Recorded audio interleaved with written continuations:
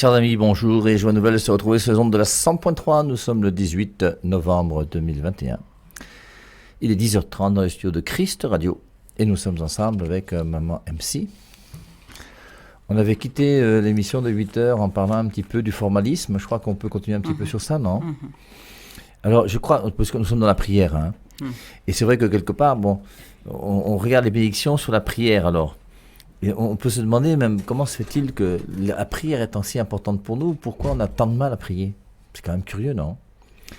Mais ce qui m'intéresse là, avec vous, là maintenant, c'est essayer de parler de ce qu'on appelle le formalisme. Alors, vous savez que je n'aime pas les gros mots. Habituellement, j'essaie d'avoir un langage toujours très simple. Formalisme, ça fait quand même toujours même bizarre, on ne voit pas trop ce qu'il faut mettre dedans. Mais je crois que la première des choses, c'est distinguer la forme et le fond, comme on l'a fait tout à l'heure.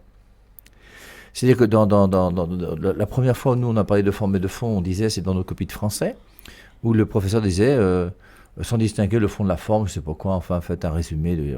Bon, et d'un côté, il y a la forme et il y a le fond. Le fond, j'ai envie de dire, c'est la pensée même qu'il y a dans le texte. La forme, c'est la manière dont il est écrit. Et donc, maintenant, ce qu'il y a, le plus important, c'est quoi? C'est le fond. Quand tu écris une lettre, c'est pour dire quelque chose à quelqu'un. C'est pas pour mettre des formes. Oh, vraiment, excellence, monsieur, je sais pas quoi, professeur d'université. Non, tout ça, c'est redondant, c'est ronflant, ça ne sert pas à grand-chose, c'est le fond. Et dans la prière, il y a la forme qui va impliquer, tu vas mettre dans la forme, tu dis que toi, tu vas faire un « Je vous salue Marie » au début de la prière, un « Je vous salue Marie » à la fin de la prière, en faisant un joli signe de croix ou en te mettant à genoux. Tout ça, c'est la forme. Et maintenant, c'est le fond, c'est la finalité même de ta prière. Ta prière, c'est quoi? Que tu te mettes à genoux, que tu te mettes debout, que tu fasses un signe de croix ou que tu ne fasses pas le signe de croix. L'important, c'est que ton cœur soit uni à Dieu. Et c'est pour ça que quelque part, vous voyez, la chose la plus grave qui soit, c'est d'avoir la forme sans avoir le fond. Prenons un autre exemple. L'Église nous demande d'aller à la messe chaque dimanche. Je vais à la messe chaque dimanche. Bon, maintenant, quand tu vas à la messe, qu'est-ce que tu fais à la messe? Tu chattes ta voisine, tu regardes dans la chorale s'il y a une fille qui est mignonne, tu admires le prêtre et tu fantasmes. Enfin, je prends des exemples bizarres, mais en tout cas, ou bien tu prends ton téléphone, tu envoies ton WhatsApp à ton ami. Qu'est-ce que tu fais? Et c'est pour ça, du côté de la forme, j'étais là, j'ai fait la messe, j'étais à la messe. Mais du côté du fond. Et c'est pour ça que tout à l'heure, on vous disait, il y a des gens qui vont à la messe chaque dimanche et qui n'ont jamais dit « Je t'aime à Dieu ». Ça pose quand même un problème grave. Alors, je vous avais lu, et je vous relis ce passage de 2 Timothée, chapitre 3, verset 5. « Ils garderont la forme extérieure de la piété ». Alors, on garde la forme extérieure de la piété, on va à la messe chaque dimanche. Mais en allant à la messe chaque dimanche, tu voles l'État toute la semaine. Tu vas à la messe chaque dimanche, tu sors avec ta secrétaire. Tu vas à la messe chaque dimanche et notre Père qui est aux cieux et tu sors avec un homme marié. On voit qu'il y a quelque chose qui ne va pas. Et je ne peux pas vouloir assister à la messe chaque dimanche et ne pas vouloir que ma manière de vie soit autre chose que conforme à ce qu'on m'enseigne quand je vais à l'église. Comment se fait-il que vous avez des gens qui sont en concubinage depuis 5 ans, 10 ans, 15 ans, 20 ans et vous allez toujours à la messe chaque dimanche? Posez-vous des questions, il y a quelque chose qui ne va pas. Moi, je ne peux pas vous dire le contraire. C'est pas possible de faire 20 ans de concubinage et d'aller à la messe chaque dimanche depuis 20 ans et de ne pas te remettre en cause par rapport à ton mariage. Surtout qu'il y a moyen de se marier simplement et trouver des solutions. Donc, je reprends. Ils garderont la forme extérieure de la piété. Alors oui, on lève les mains. Notre Père qui es aux cieux. On chante très bien. Mais après, ça c'est la forme. Et dans le fond, est-ce que c'est réellement ton père à qui tu parles? Moi je vous dis, je prends l'exemple d'une chorale, c'est dans une paroisse dont je tairai le nom. Une chorale, il y avait une 50aine de jeunes dans cette chorale, c'était une chorale vivante qui animait bien. Et au moment de la communion, ils chantaient « Recevez le corps du Christ ». Ils ont bien fait de chanter « Recevez », parce que c'était pas « Recevons », c'était « Recevez ». Et sur les 50 personnes qui chantaient, 2 sont venus prendre la communion, 48 sont restés sur place. En chantant et en vous disant, à vous qui êtes fidèles, recevez le corps du Christ. Nous, on ne reçoit pas. Mais ça pose un problème sérieux. Comment tu peux chanter, recevez le corps du Christ, et toi-même, tu ne vas pas recevoir le corps du Christ? Tu chantes quoi alors dans l'église? Ta bouche, ça c'est quoi? C'est pour mentir en plein public? Et après, on s'étonne qu'on va à la messe, et après, on n'a pas de... Donc c'est pour ça que, alors, la forme fait que je vais m'arrêter à la formule. Et donc, je récite tous les matins, Notre Père qui es aux cieux, que ton nom soit sanctifié. Quand je me souviens, c'était une école primaire. J'assistais au lever des couleurs, et puis au début, dans une école primaire, c'était à Berthois. Et le maître était même dehors, hein. Le maître, les enfants, priez! Et tu vois, donc, le responsable de la classe, Notre Père qui es aux cieux, que ton nom soit sanctifié, que ton règne vienne, que ta volonté soit faite sur la terre. Et puis après, je vous salue Marie, pleine de grâce, le Seigneur. Ah, ils ont tous chanté, ils ont tous récité très bien. Un jour même dans la cathédrale de Berthois, c'était mes propres enfants cette fois-ci. Tous les élèves de l'école primaire étaient là. J'ai demandé à un élève de faire la prière. Alors il y a un gars un peu grand, qui était en CM1, qui se lève, qui vient, prend le micro, il est devant tout le monde, la cathédrale est pleine. Alors je lui dis, prie alors, au nom du Père et du Fils et du Saint-Esprit, Amen. Après il dit, Notre Père qui es aux cieux, que ton nom soit sanctifié. Après je lui dis, tu peux continuer à prier? Il me dit, oui mon Père, je vous salue Marie, pleine de grâce, le Seigneur est avec vous. Après et le fruit de vos entrailles est béni. Je dis, stop! Les élèves m'ont regardé, il dit que le prêtre là, trouble la prière, c'est pas bien. Je lui dis, le fruit de vos entrailles est béni, ça veut dire quoi? Il m'a regardé, il m'a dit, je ne sais pas. Mais quand nous-mêmes, nous apprenons à des enfants des prières que eux-mêmes ne comprennent pas, comment voulez-vous qu'ils prennent notre religion catholique au sérieux ensuite? Tu apprends à un enfant, le fruit de vos entrailles est béni. Il sait que le fruit, lui, c'est la papaye, c'est la banane. Les entrailles, là, il n'a pas vu ça. Il a vu le maïs, il a vu les arbres, là, mais il n'a pas vu d'entrailler qui donne des entrailles, le fruit de vos entrailles. Il ne sait pas ce que c'est. Et Jésus, le fruit de vos entrailles est béni. Vous voulez qu'il comprenne quoi? Et toi-même, il est en CM2, tu vas lui expliquer spermatozoïde de papa, ovule de maman, 9 mois, grossesse, tout ça. Mais vous avez des enfants à la maison. Dites à vos enfants, bon, tu peux faire la prière aujourd'hui, vous avez fait la prière une fois, 2 fois, 3 fois, il va faire. Et comme ce jour-là, toi, sa mère, là, tu l'as énervé. Et dans la prière, tu vas dire, maman Marie, toi qui es une gentille maman, pas comme la mienne. Et ça va être spontané, mais ça va être clair, et ça va être une vraie prière, et l'enfant va dire quelque chose qu'il porte dans son cœur, pas le fruit de vos entrailles est béni. Et au bout d'un moment, avec tout ça, qu'est-ce qui se passe? Eh bien, on va s'enfermer dans un carcan, dans des lois, dans des choses à faire, qui vont nous empêcher quelque part d'être unis à Dieu. Et c'est pour ça, on parlait du Notre Père avec M6 qu'on a fait depuis, on a parlé un petit peu de la messe, on peut même parler du chapelet aujourd'hui. Alors, première des choses, je vous dis, je ne suis pas contre le chapelet. Hein. Si quelqu'un vous dit que le Père Marie est contre le chapelet, dites-lui que c'est un menteur. Mais par contre, ce que je vais dire, c'est que le chapelet, pour moi, n'est pas la meilleure de toutes les prières qui existent sur la terre. Et si vous, qui êtes chrétien, depuis 10 ans, 20 ans, 30 ans, vous n'avez pas commencé à entrer dans une prière silencieuse d'adoration, d'oraison, de cœur à cœur avec Dieu, il y a quelque chose qui vous manque. Et ce n'est pas vous n'êtes pas obligé de réciter le chapelet tous les jours.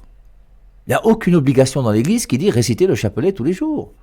Moi, j'ai récité le rosaire tous les jours pendant 2 ans.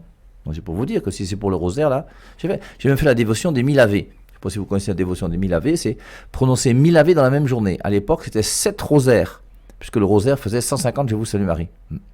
Et donc j'ai fait 7 rosaires, il fallait 1 heure pour faire le rosaire, pendant 7 heures de temps dans ma journée, je n'ai dit que je vous salue Marie, pleine de grâce, le Seigneur est avec vous. J'ai fait ça, une fois, je ne ferai pas 2. Parce que vraiment, c'était bien, je ne regrette pas d'avoir fait. Mais je ne crois pas que ce soit la chose la plus intelligente que nous demande. Vous qui aimez beaucoup les 1000 Ave là, mais faites même les 2000 Ave, les 5000 Ave dans la journée. Faites des Je vous salue Marie pendant 3 jours, nuit et jour. Est-ce que c'est le but de la prière? Le but de la prière, c'est de vivre ma relation personnelle amoureuse avec Jésus-Christ, de la manière la plus simple et la plus vraie qui soit.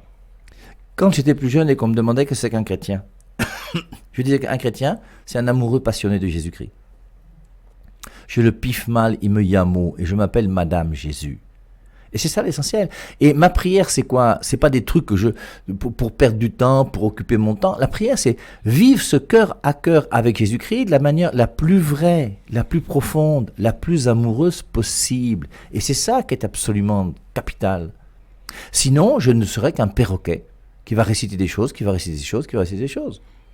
Si tu veux, même tu peux mettre un CD de musique dans ton radio-cassette, là, tu mets sur play, tu fais un tour pendant 2-3 jours, tu reviens 2-3 jours plus tard, les Je vous salue Marie vont continuer à tourner pendant 72 heures, ça va apporter quoi à Dieu? Et c'est pour ça qu'après, donc, par rapport au chapelet, ce qui serait important, c'est de comprendre comment le chapelet peut, pour moi, être une prière qui m'aide à grandir dans ma relation amoureuse avec Jésus-Christ. Et si ce n'est pas le cas, il faut se poser des questions. Alors, je vais terminer, et puis après, je vais laisser la parole à MC, mais je vous raconte encore une dernière petite histoire. C'est quand j'étais en faculté de médecine, je récitais mon chapelet tous les jours.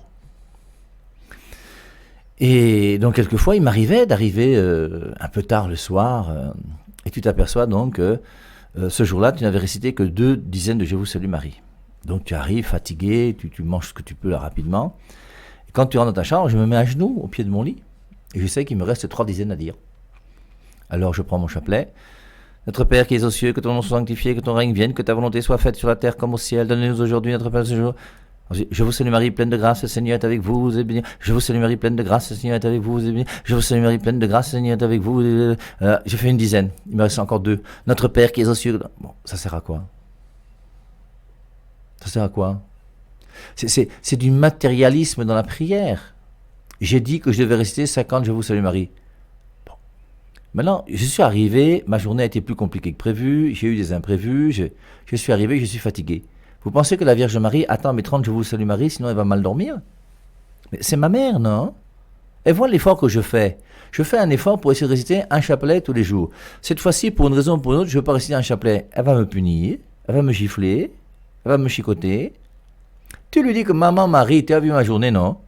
Voilà, c'était compliqué. Alors, comme je pense à toi quand avant de me coucher, je te dis Je vous salue Marie, bien récité, et après, bénis-moi. Et c'est fini.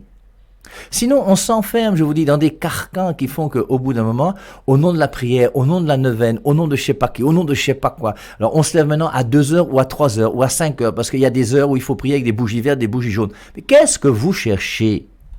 Vous cherchez à vous détruire. La vie chrétienne, c'est simple, c'est cette simplicité amoureuse qui doit exister entre Dieu et toi. Prends ton temps, ouvre ton cœur, dis à Dieu que tu l'aimes. Maintenant, si le chapelet t'aide, dis une dizaine de Je vous salue Marie, dis un chapelet si tu veux. Mais à condition que le chapelet soit réédité, médité, pour t'aider à pouvoir mieux comprendre quelque chose dans ta vie que Marie a vécu pour que toi tu puisses vivre comme elle. C'est pour ça que je ne comprends pas, mais je vous dis, pour moi, c'est dans ma tête, je ne comprends pas que des gens puissent dire le chapelet régulièrement. Ou alors, dites le chapelet en changeant les mystères.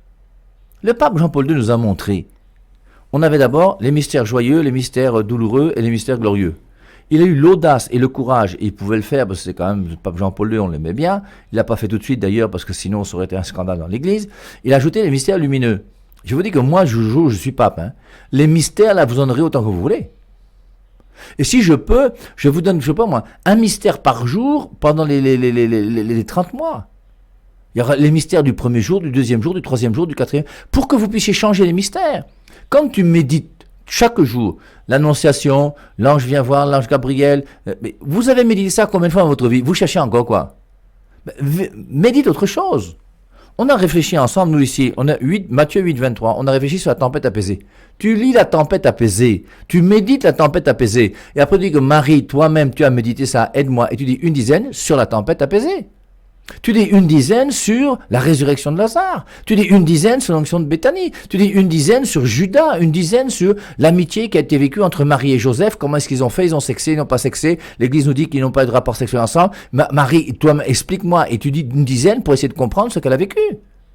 Et on s'arrête, nous, alors, nos petits... Alors, qu'on fasse ça au XIIe siècle, je comprends. Il n'y avait pas Internet, il n'y avait pas YouTube, il n'y avait pas les radios, il n'y avait rien. Les gens savaient ni lire ni écrire. Il n'y avait pas de Bible. C'est normal qu'on ait donné un canevas aux gens pour leur permettre de pouvoir méditer la vie de Jésus-Christ à travers déjà ces 15 mystères. Et c'était déjà très beau. Tu pouvais méditer 15 mystères de la vie de Jésus alors que tu n'avais pas de Bible, que tu écoutais le curé à la messe le dimanche et tu faisais comme tu pouvais. Mais aujourd'hui, où chacun a 2-3 Bibles dans sa maison, on a des Bibles sur nos téléphones, on a ça sur Internet, on a ça à la télévision, on a ça partout. On ne va pas se raccrocher à ce petit chapelet qu'on disait au XIIe siècle pour continuer. Améliorons pour faire quelque chose de plus. Et moi, ce que je dis, c'est qu'on devrait méditer tous les passages bibliques dans notre rosaire. C'est pour ça que le pape Jean-Paul II a même ajouté des mystères dans lesquels Marie n'est même pas présente. Le baptême de Jésus, Marie n'était pas là. Pour bien nous faire comprendre. La tempête apaisée, Marie n'était pas là, mais je suis sûr que Marie a médité sur la tempête apaisée. Parce que quand Jean lui a raconté comment ça s'est passé, eh bien, elle a gardé ça dans son cœur et après elle l'a médité. Et le rôle de Marie, c'est pas premièrement de nous faire réciter le chapelet, c'est de méditer les Saintes Écritures. C'est ce qui est dit dans Luc au chapitre 2, au verset 19 et au verset 51. Elle méditait ces paroles dans son cœur. Et Marie nous est donnée premièrement pour méditer la parole de Dieu, pas premièrement pour réciter le chapelet. Et nous tous qui aimons Marie, nous avons le devoir d'aimer la méditation de la parole de Dieu. Sinon, c'est que tu désobéis à Marie. Et tu t'arrêtes dans une facilité de récitation de prière.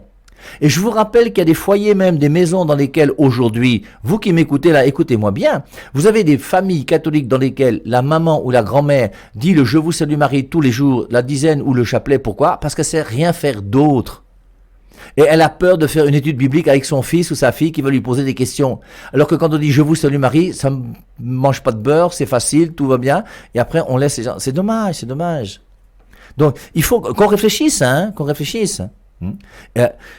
Comme on disait tout à l'heure, et je vais laisser la parole à MC maintenant, comme on disait tout à l'heure, oui, quand on parlait, je vous ai dit que la seule dévotion qui est absolument nécessaire et capitale pour une vie chrétienne, c'est la dévotion mariale.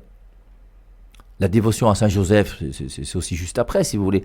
Mais à l'ange gardien, aux âmes du purgatoire, tout ça, ce sont que des dévotions. La dévotion mariale est une dévotion, j'ai envie de dire, nécessaire à notre foi. Toutes les autres, là, c'est des choses secondaires. C'est pour ça que pour moi, personnellement, la consécration à Marie existe, mais la consécration à Joseph, non. Pour moi, il n'y a pas de consécration à l'ange gardien. Il n'y a pas de consécration au Saint Curé d'Ars.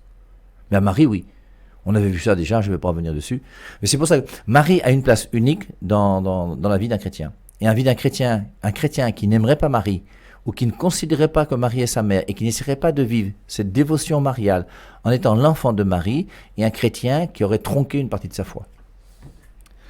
Sur ça, MC, à toi. Non, très important, je me demande même si on va entamer le pardon, parce qu'il me semble aussi très important le formalisme, mon père. Et je crois que tant que nous n'aurons pas compris l'essence de ce que c'est qu'une vie de foi et notre relation avec le Seigneur, et qu'on ne rentre pas dans les attentes de Dieu, chers auditeurs, je pense que nous allons demeurer des nains spirituels. Nains spirituels, ça veut dire quoi? Que je ne grandis pas. Vous imaginez, un enfant, il est né, il est conçu, né. Bon, on attend de lui qu'il croisse normalement, c'est-à-dire qu'il va babiller, s'assied, après il commence à aller à quatre pattes, après il commence à marcher et il commence à parler. Et nous les mamans, toutes les mamans qui avons accouché, savons bien de quoi il s'agit. Combien il est préoccupant pour une maman de voir qu'un an passe, l'enfant est là, il ne s'assied pas. D'ailleurs, on va tout faire. On va l'amener à l'hôpital, on va aller chez le pédiatre, on va aller par-ci, par-là.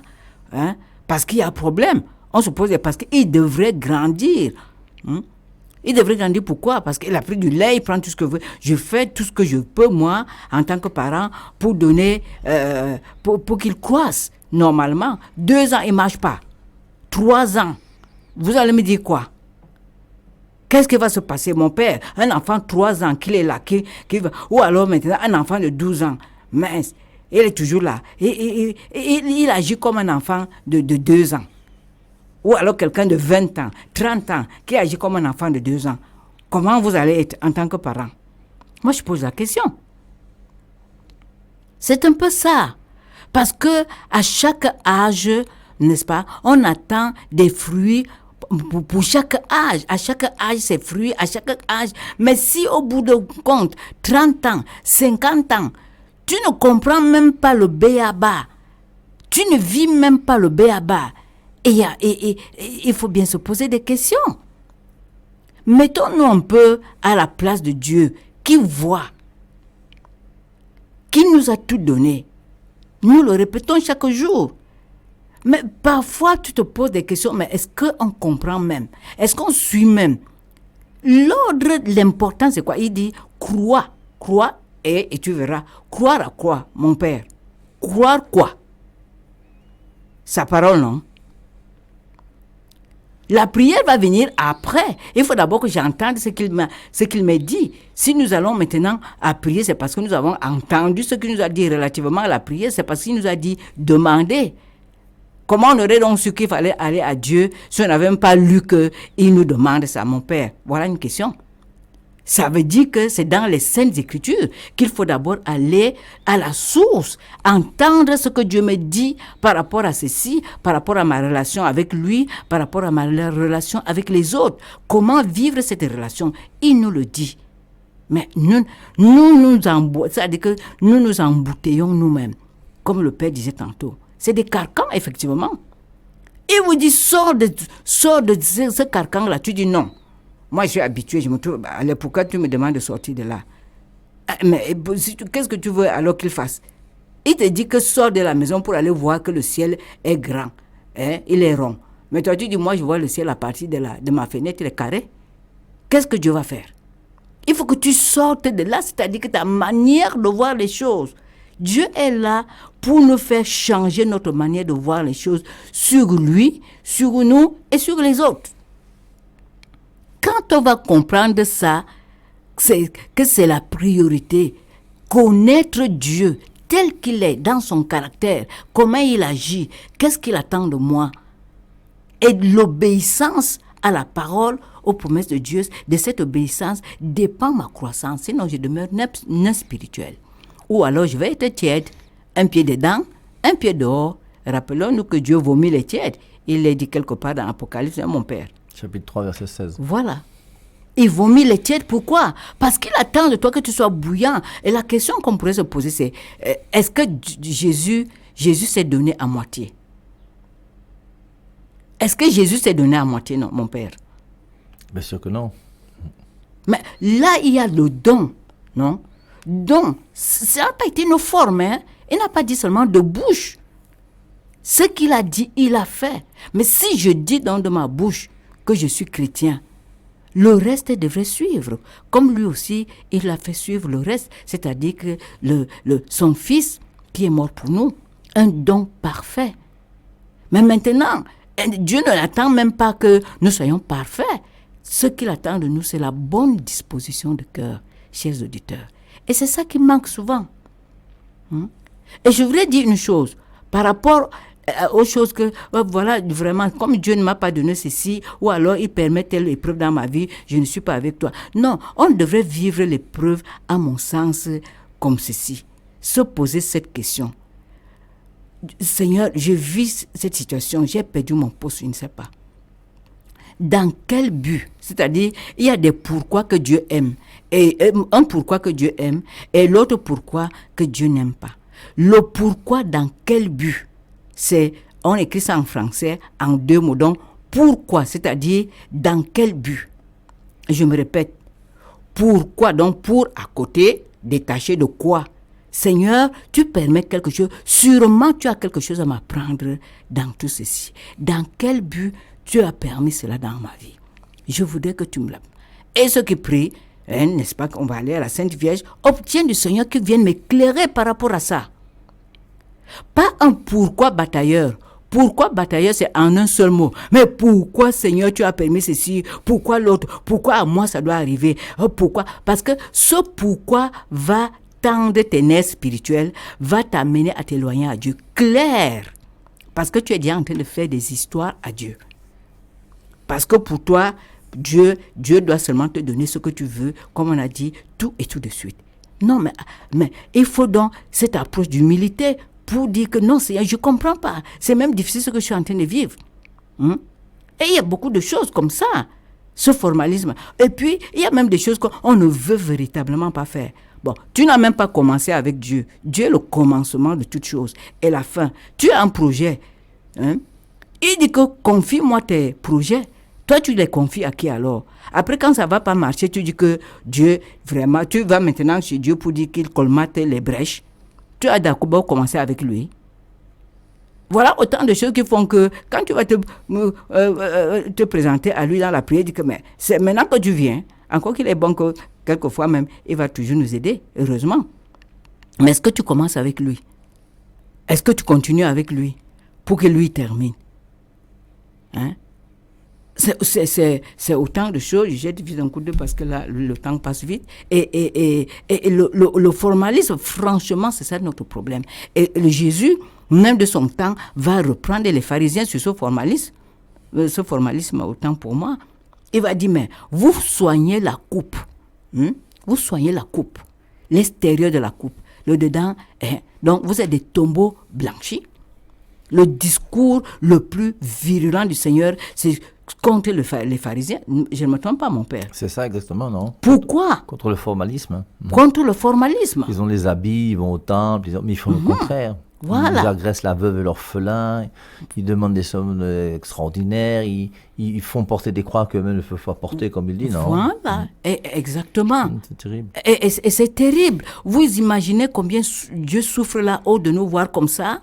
Après, nous sommes les premiers à pointer un doigt accusateur et dire que, ok, toi, tu ne m'as rien fait. Mais toi, tu as déjà fait quoi? Tu obéis à Dieu là. On a parlé de dons tout à l'heure. Qu'est-ce que tu donnes? À Dieu d'abord. Tu donnes ton temps. Tu donnes même ta vie, on dit de bouche. Tu donnes même aux autres. Tu donnes aux autres. Essayons de voir. Si on n'est pas là, non, c'est pas pour juger. Non, ne dites pas que vraiment, la maman, elles vont dire, il y en a qui parlent. Oh, elle parle même trop. Non, mais Dieu même crie. Il parle même. Ce n'est pas qu'il bavarde. Bavarder, c'est que quelqu'un perd son temps. Mais parler, c'est dire des choses sensées. Dieu nous parle. Il dit, je ne veux pas que vous alliez là-bas. C'est pour votre bien. Comprenez-moi. Suivez mon conseil. Les Saintes Écritures, c'est le conseil de Dieu, chers amis. Si on ne suit pas ça, il y a un conseil toxique. Il y a un conseil toxique qui rôde là. Il va te conseiller. Ah, tu as vu, si Dieu était comme ça, pourquoi tu vas? Ah, pardon, laisse l'affaire là. Et puis tu es jeune. Il y a quoi? Le conseil toxique est là. Lui, notre Seigneur, le conseiller technique des choses spirituelles.